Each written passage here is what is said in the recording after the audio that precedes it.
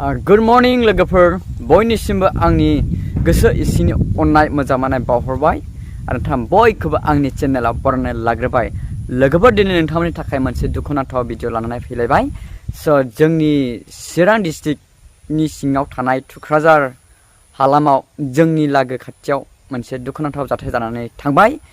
थांनाय हरनि 8टा गुसु समावहाय सानै बोराय बुरै सरन नार्जारि आरो बिनिनो अनजालि बिसि बिस्ति नार्जारि बिथांमोना हरनि 8टासो समाव अर सायबाय थानायावनो बिथांमोनखौ खामदों। बेजों लोगोसे न' बां डकुमेन्ट्सफोर लेखाफोर एटिएम पेन कार्ड भटार कार्ड बायदि बायदि माने नांगौ जिनिसफोरा गासैखौबो खामफाजोब्बाय।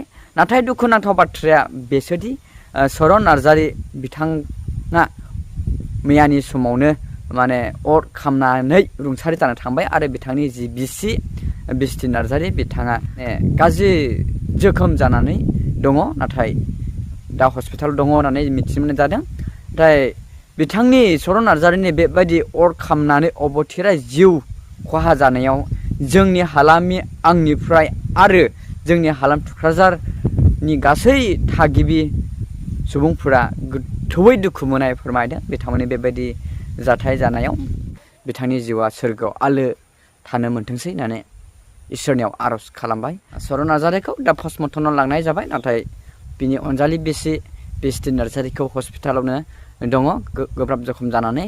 दा बिथांमोननि बैसोआ गैयाबाबो 65 70सो जाबायमोन, माने बोरायसा बुरैसा अबस्था।